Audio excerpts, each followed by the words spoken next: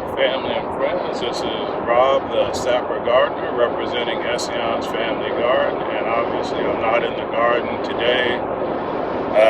I'm bringing you guys along for another much-demanded episode of the Commuter Chat. Maybe that's not true, but I'm bringing you along anyway. So, our friend Linda over at PG Nano Farm responded to a tag, 3 things that you learned in the garden this year, and I watched the video and thought about it, and I told her, even though I wasn't officially tagged, I'd take a shot at it, and she encouraged me to do so. So I guess for about 10-15 minutes I'll chat with you guys as we drive along northward on I-95 to Ronald Reagan Airport, where I'm going to pick up a friend who will be vacationing with us for about a week. So I actually wrote down some notes after I watched her video, and I didn't bring them along today because you shouldn't read while you're driving, but I tried to memorize them, so I'm going to go through them real quick and talk about the 3 top things that I've learned in the garden this year. And the first thing I've learned is that there's no one way to garden.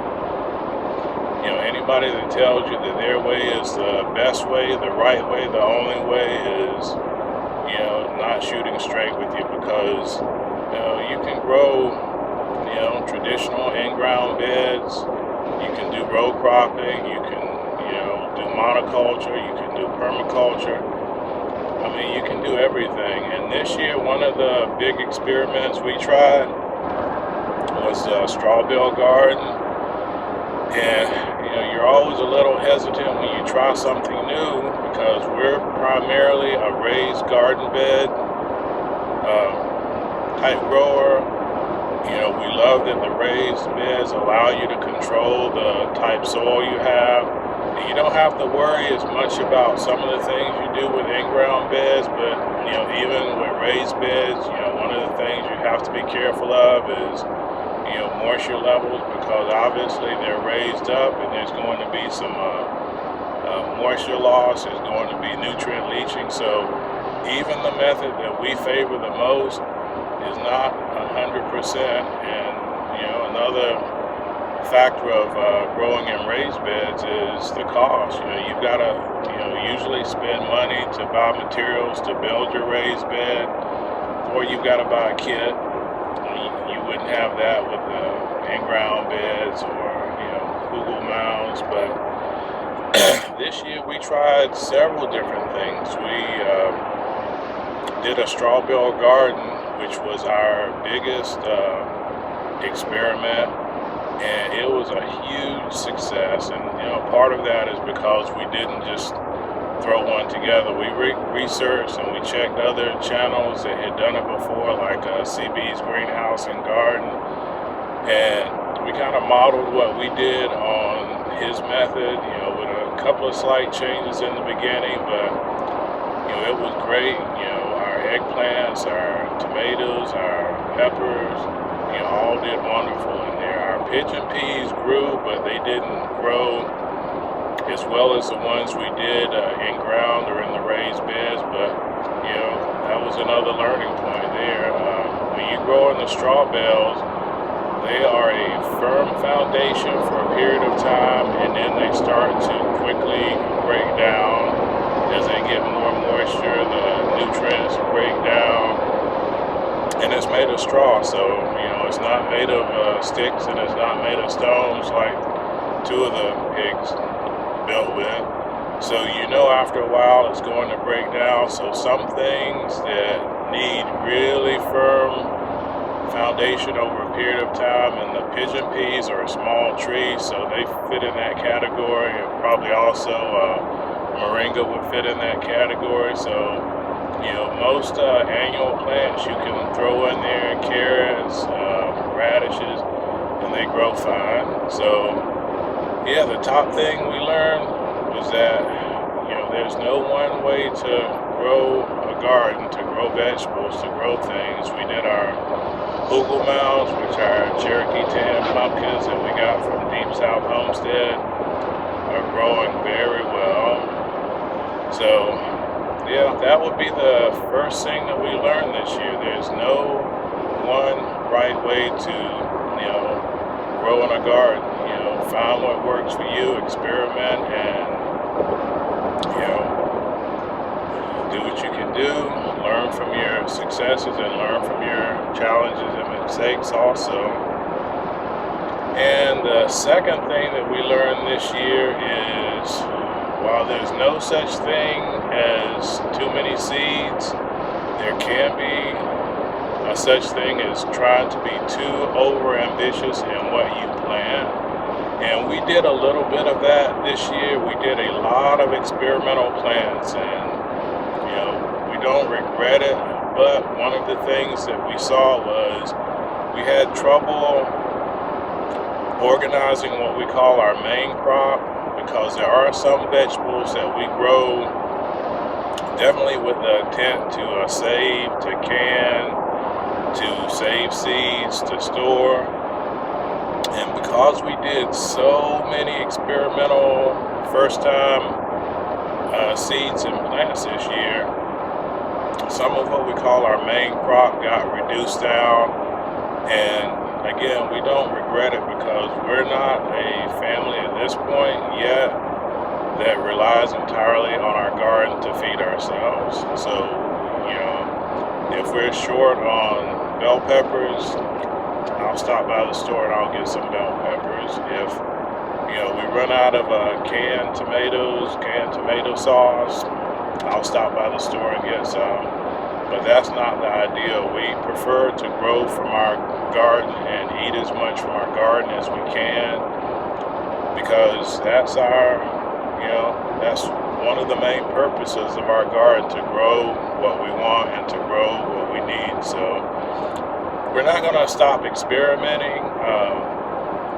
We love trying new things, but we have to we have to plan a little bit better.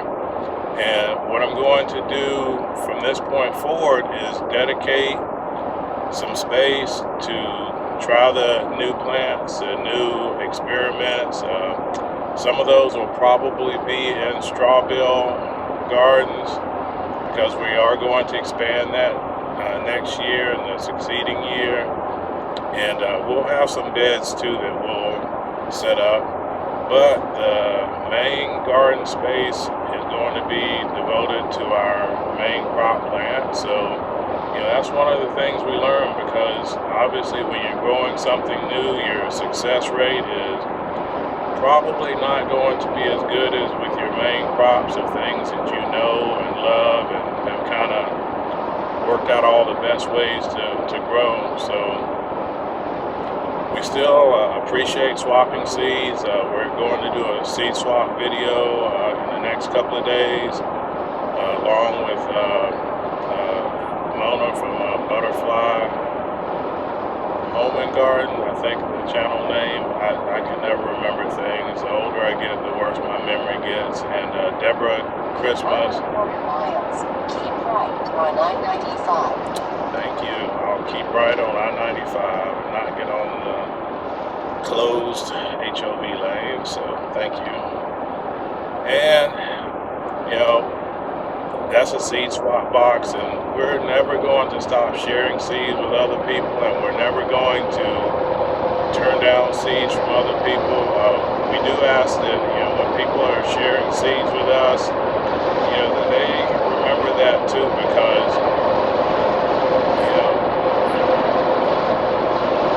if we get 1,000 seeds from somebody, which we've gotten before, and, we won't complain about that, but we just want people to know that we're not going to be able to plant 1,000 of anything. Okay. I only have the GPS on because I'm going to the airport, and there's always so many detours and constructions. When I get to DC, I like to make sure that if I get turned around, which the airport's not even in DC, it's in Arlington. I want to make sure I don't get lost. So I'll probably, maybe I'll edit this part out, or maybe I won't. I'm not huge on editing. But yeah, if you send us seeds, some of our YouTube family and friends, they'll send us entire seed packets. Some will sort seeds. Some will collect seeds from their garden. And again, we really appreciate, we love getting seeds from other gardeners that we can try. But instead of sending, 500 tomato seeds, maybe send 20. And that way we don't feel guilty when we can only plant 5 or 10 of something to try as an experiment, to see if we like it. Because if we do like it, we'll probably grow it again. If we don't want to have a ton of other seeds that are sitting around, or that we're just going to re-gift on to other people. Even though, a lot of people who send us seeds, like our friend Colleen in Hawaii, Dave Pruitt just sent us some. They're explicit, use what you can. Also UT 33200 out in Utah, they say use, what you can from what we have, and, what you don't use, feel free to share, and we don't mind doing that. But yeah, we're going to definitely focus more on our main crop, and make the experiments a smaller portion of what we do out in the garden. So that will be the second big thing we learned this year. And again, we'll never stop sharing seeds, and we'll never stop appreciating seeds gifted to us. But we do have to try to limit a little bit of the space that we devote to those. Unless we're companion planting or intercropping, then that gives us a little more freedom. And the last big thing that we've learned this year, and I say we, but I really mean me, is to be patient in the garden. The garden's always going to be a long-term project, week to week, month to month, year to year. It's going to be ever evolving. So, sometimes we see projects and we see things that we plan to do, we see recipes that we want to cook, and I have to caution myself, because one of the things that we learned from our previous channel is not to get consumed with doing things just for YouTube.